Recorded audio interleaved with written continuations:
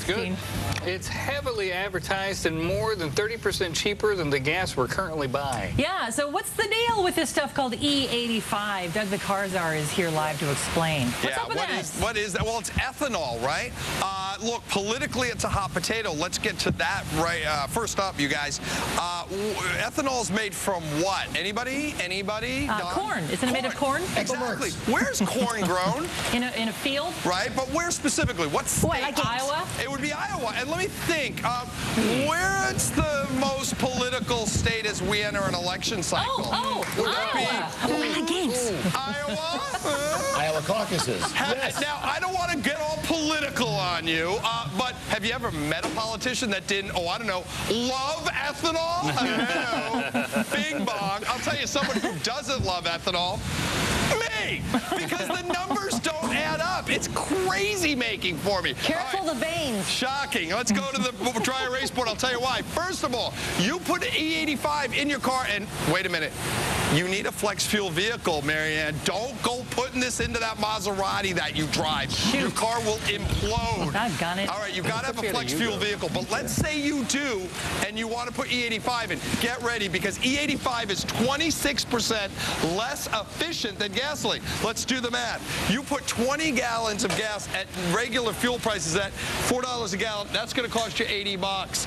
20 gallons of ethanol currently at $3.39 based upon my unofficial survey last night. That's going to cost $68. So you're like, well, Doug, it is cheaper. But wait, remember, it ties back to 26% less efficient. So here's the deal. You're going to need to go 400 miles on gas. That'll cost you $80. But if you want to go 400 miles here, it will cost you, are you ready? Yeah. $91.53. Oh, what a rip. A loss of $11. So you're paying less for the ethanol, but you're using way more. It's nuts. I don't get it. I'll never get it. And I'm not a conspiracist, but I think that there's something at play here. I am boggled that people are still being tempted by E85. Remember, however, that you cannot use it unless you have a flex fuel vehicle. With that, there's a question from the floor. You know Chris Williams, he's the boss out here. During the commercial break, he's like all over me on this. He's like, oh, I got a question. I'm like, save your question. All right, what's your question? Okay, I got a rental car. Yeah. Okay, I got to take it back, right? Right. So should I use regular gas or should I use the E85? So your rental is a flex fuel? Yeah. All right. It might be the only time I say, yes, use it. Because in this case, he's got to bring it back to the rental car company. Absolutely use the cheapest stuff. You know why? It's not your car. What do you care? Yeah, bring it back. I'm not trying to be... Sorry, Hertz. No. Yeah, he can use it because it is a flex fuel vehicle. The bottom line is this. In my opinion as a mechanic, if you've got a flex fuel vehicle with gas prices what they are right now, stick with the gas.